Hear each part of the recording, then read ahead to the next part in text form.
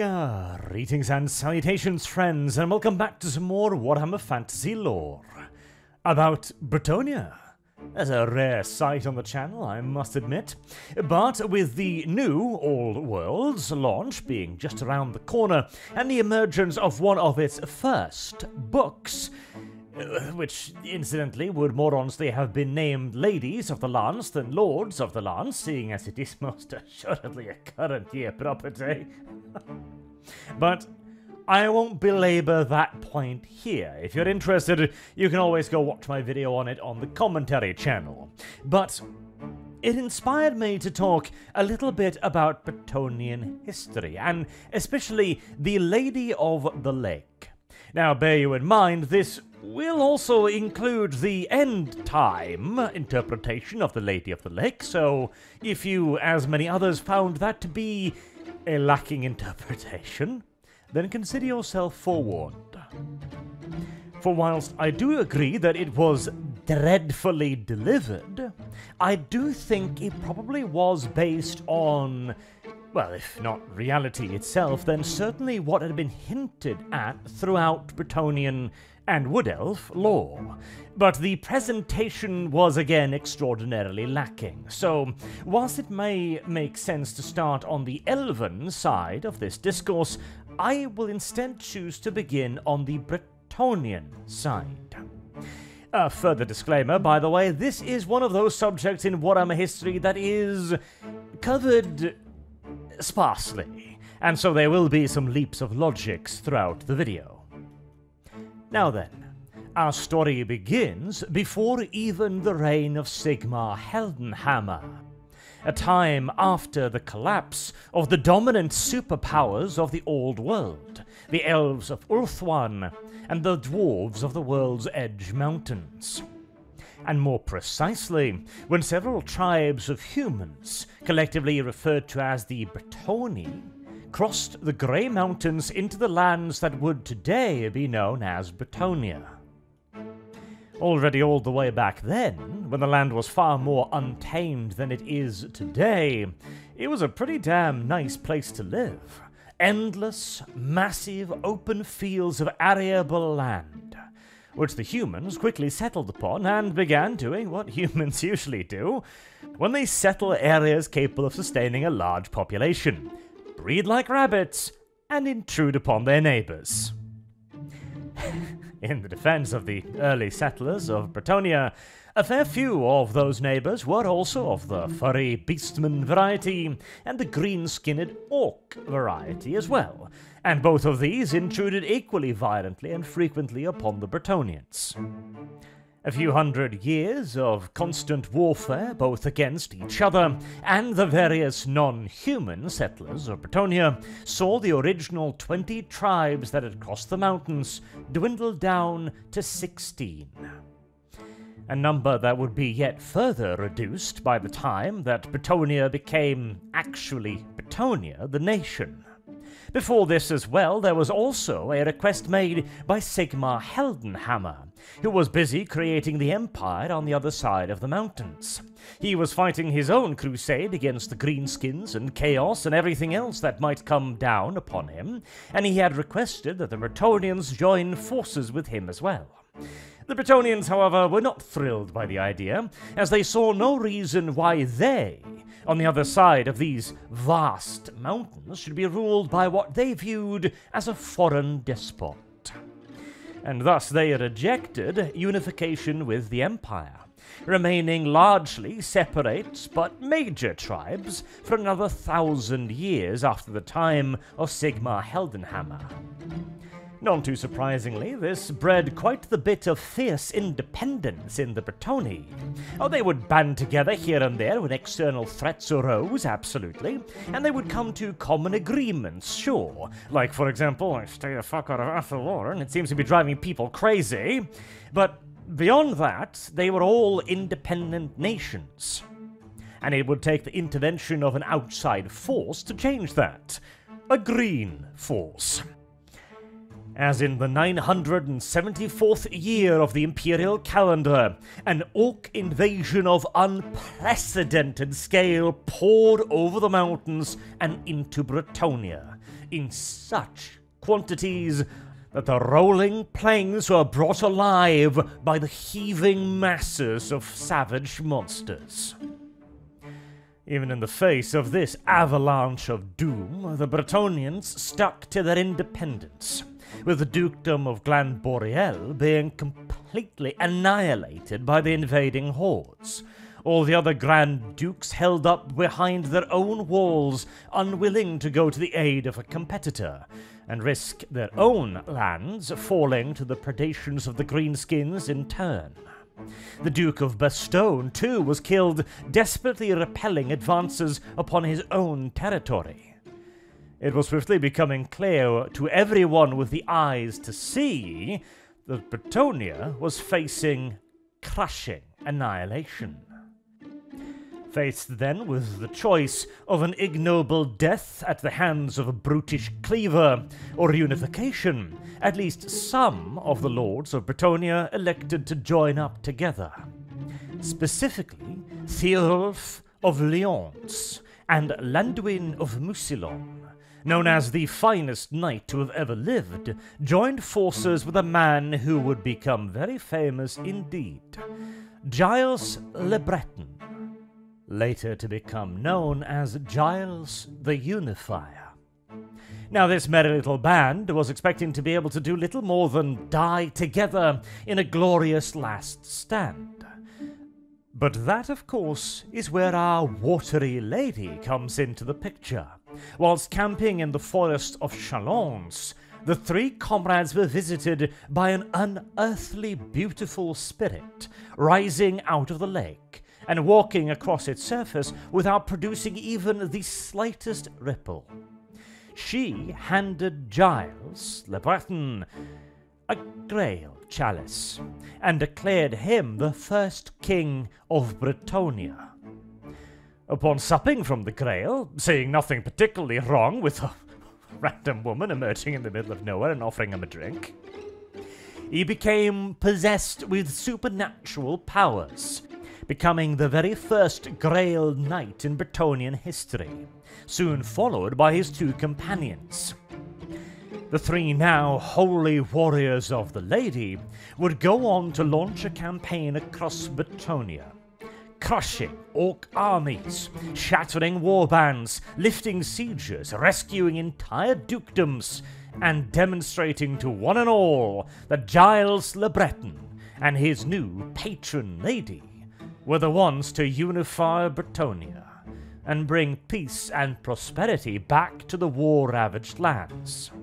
This campaign would later become known as the 12 Battles of Giles Le Breton, and would form the foundation of his legend, as Giles himself would eventually disappear, to be replaced by a mysterious green knight that would emerge whenever Bretonnia was in dire peril.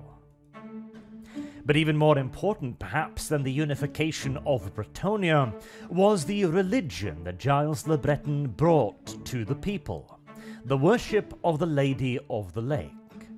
As the soggy senorita had proved without a shadow of a doubt that she was the genuine article, a real divine entity. It was her blessing that had allowed the catastrophically outnumbered Bretonnians to trample their green-skinned foe underfoot. It was her prophet, Giles Le Breton, who had unified Bretonnia and brought them all not only just victory, but common purpose. And as if all of this was not enough, her magical prowess was indisputable by the simple fact that she had created magic knights, with martial prowess far beyond that of any normal man. And if this still was not enough to convince one of the worthy nature of her cause, the piece de resistance, the cherry on top, is that the Lady of the Lake is also the perfect Bretonnian lady. She does not command the men of Bretonnia, she merely offers them an opportunity to serve her, as is the purpose and the deepest desire, of course, of every Bretonnian knight, to go out on a mighty quest to overcome impossible odds, all in the name for beauty made manifest, the perfect woman that encourages the virtues of nobility, of courage, and honor, and who stands ready at the end of any and every knight's journey with the Grail, the ultimate reward for their service, immortality, and a place at her side. There could not be a more perfect divine being for a society that revere women, that place them on unattainable pedestals, and indeed enshrine within the very law itself, the laws of chivalry, that women are to be treated very, very well indeed. For example, men are required, absolutely so, to be polite to women at all times, regardless of the circumstances. And insulting a woman is near inconceivable, and were it to happen, it would be an unfathomably dishonorable breach of any and all etiquette. And you do not want to know what happens to a member of the Bretonnian nobility who not merely verbally abuses a woman, but actually physically strikes one. No, no, no, no. There is also, of course, a whole bevy of other, more or less official rules. Whenever a woman enters a room, all the men must stand. Women are always served their meals first and allowed to eat. Women are always allowed to enter rooms first, except if there are stairs, in which case the man must go first so that there's no accidental upskirt. And women must always be afforded the best possible quarters as well. This, incidentally, is another one of the reasons why I absolutely loathe the Ladies of the Lance book, because, one, female knights don't really happen in Bretonnia, nor is there going to be a whole lot of women who want to be female knights, but even if there was one, it would bring society to a goddamn stop. Unironically, it would. She must be allowed to change into her armor separately. She must be kept separate from the men, obviously. She must be given the best possible tents. They cannot eat until she has eaten. They must take care of her at every turn, etc., etc., etc. There would be an endless amount of courtesy and traditions and obeisances to be made to her whenever she does anything. Literally, a single woman within a knightly formation would bring the entire thing to a brutal halt. And unable to get around this little problem, the Ladies of the Lance book simply just ignores this entire piece of Bretonnia, completely and utterly. And suddenly all of the knights treat the female knights, including the half a dozen female Pegasus knights, as if they were just any other knights. Which again completely ruins the entire flavor of Bretonnia. This is one of the things that makes Bretonnia Bretonnia, the rules of chivalry. No, I said I'm not going to get into it here, and I'm not. Deep breaths. Moving on, yet again. This position of unassailable privilege also allows the Lady of the Lake and her cult religion to get away with some things that would normally be considered extraordinarily unsavory.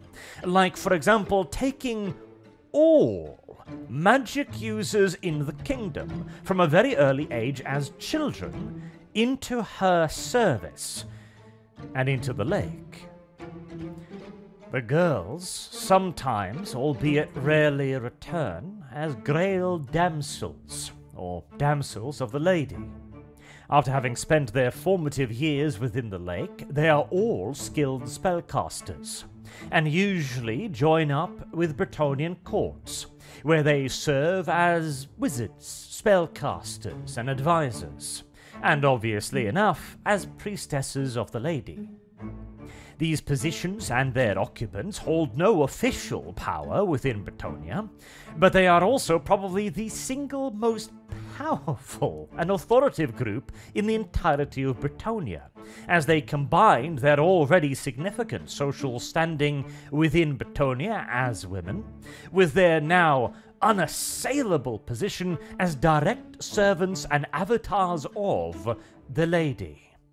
They're also all drop-dead gorgeous, which doesn't hurt either, I do suppose. Also, I'm hesitant to mention this, but they are supposedly extraordinarily horny.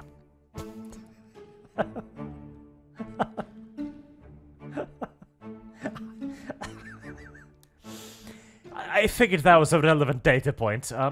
There's no record of sons or daughters of these individuals, mind you, so whatever contraception they're using in the lake is very effective, or alternatively, they simply return to the lady whenever it's time to, you know. This is also what usually happens to them in the end, as the Grail damsels will enter Bretonnian society, remain there for a undetermined amount of time, and then eventually simply just leave as suddenly as they once arrived, their duty presumably fulfilled. There is also, of course, the most powerful of all of the ladies' representatives, the Fay Enchantress, the Pope of sorts, I suppose, of the Lady of the Lake.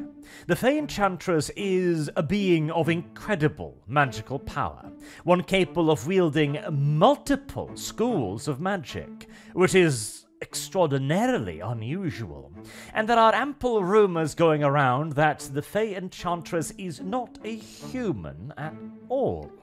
Perhaps some divine manifestation of the lady, or something of a bit more of a knife-eared persuasion, perhaps more likely so. And as for the boys, they never return. When the servants of the lady takes them, they are gone forever. They are supposedly made into servants of the lady. That's one interpretation of what happens, at least. The others are a pinch less cheery. Some suggest that a being such as the lady requires sustenance. Others simply that they are, well, de facto enslaved, turned into servants in the best case, or into an army to protect her domain in a slightly worse case. Of course, any such interpretation would be considered as criticizing not just a lady, but the Lady of the Lake, and thus unthinkable within the lands of Bretonnia. But most external scholars will point out that the lady is a uniquely local deity. She is not worshipped anywhere else in the entire old world. She also shows herself as an earthly manifestation quite frequently, suggesting that she differs quite drastically from the other gods, suggesting again that she might be a creature of a slightly different lineage, perhaps even an altogether darker one. These suspicions are often given additional fuel by the way in which the children are taken, as the children are simply stolen in the middle of the night by the Fae. Sometimes the Fay Enchantress or a representative will come personally to claim the child, but in most cases they just disappear. There have been a whole range of Bretonnian customs created to try and protect children from this fate, like keeping children in the parents' beds, for example, to make sure they can't be snatched away, or creating decoy children with dolls, hoping the Fae will fall for such a simple ruse, or occasionally even switching out their children with other families' children, hoping the Fae will make some sort of mistake in taking them. These things are not, strictly speaking, illegal, but denying the Fae their children is viewed as an unspeakable crime, and the punishment even more so. If it is discovered that a family has tried to hide away a child, then the child is taken to the lady's representative, to the Bretonnian court. If the child is found to have powers, it is immediately taken away. If the child is found to not have powers, the child is killed in front of its parents to make a point. Yeah. You can see why some Imperial scholars might have some questions as to the nature of this divine entity. Not that any of them would ever mention these misgivings within the lands of Bretonnia, mind you, especially as, of course, any male spellcasters in Bretonnia being unheard of. Hashtag, we do need lads of the lake. Equity, inclusion, and representation. I promise that's the last one. But this means that any male spellcasters that are visiting are treated very, very, very, very warily by the general populace, and had better be travelling with a sizable bodyguard, lest they find themselves, disappeared, usually with a pitchfork up their arse. The real question then becomes, is there a good reason for their worry? Or are they merely heretical outsiders who cannot see the light of the lady? Unfortunately, Imperial scholars are actually onto something. This is where we get onto the end times lore, but in a quite rare exception to the rule, I am actually going to defend the end times lore here, at least in part, as what it concluded has been heavily hinted at throughout both the Bretonnian and Wood Elves army books. See, the Forest of Athelloren tends to simply outright murder any and all intruders, except for a tiny, tiny few exceptions. They will warn off Bretonnians, so long as they do not stray too deeply into the forest, merciful in and of itself, and they will actually tolerate the intrusion of Grail knights, or at the very least, the forest and its denizens has done so on multiple occasions. And on their side, the Bretonnians respect the territorial boundaries of Athelloren. They respect their waystones, and have even gone to the aid of the Wood Elves, and vice versa, on a fair few occasions. Clearly something odd is going on here. Bretonnia is not the most helpful of nations, not unless you can find some reason of honor, at least, to make them into such a nation, and they certainly have no real reason to be particularly fond of elves. Furthermore, the Wood Elves are an acquired taste at the best of times and just outright assholish at the majority of times. Add on to that the coastlines of Bretonnia is frequently raided by dark elves, and the fact that your average human has no goddamn idea about the difference between a Wood Elf and a Dark Elf and a High Elf, one would think that Bretonnia would have a rather testy relationship with the Forest of Athelloren, and yet it does not. In part, this could perhaps be explained by their previous trauma, having tried to settle the forest in their very early history, but nah. As the real reason behind it all is that the true identity of the Lady of the Lake is that of Lilith, an elven deity. Now, the elven deities in the old world are treated kind of like their equivalents in 40k, with the elven gods being real and identifiable entities scattered and defeated by chaos. And it was in the process of resisting those chaos gods that the elven goddess Lilith came to adopt, if we're being optimistic and charitable, or use, if we are not, the Bretonnians. First and foremost, Lilith is an elven goddess, and so her primary purpose is the protection of the elven species, in this case specifically the denizens of Athelloren.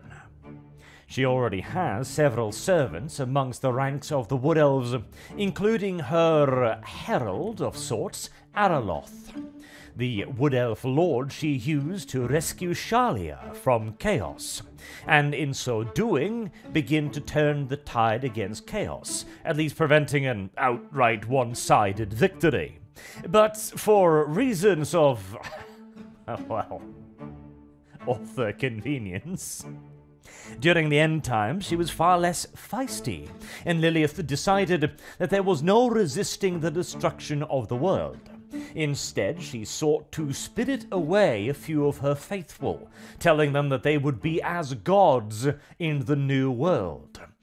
Very few of these faithful turned out to be Bretonnians, mind you, as well, but we're not going to get into Age of Sigmar nonsense here, because that would deviate us quite a bit from the point. Lilith chose the Bretonnians because she had been refused the privilege of creating her own race of creatures. If she had been allowed to do so, perhaps she would have created some form of elves, or perhaps she would have created some other form of defensive species to guard over the elves. Regardless, her reason for choosing the Bretonnians was not because she found them particularly interesting, but because they were in the correct geographical location to shield the Wood Elves of Athaloran. And more immediately pressingly, defeat the enormous orc hordes invading both Bretonnia and the forest at the time.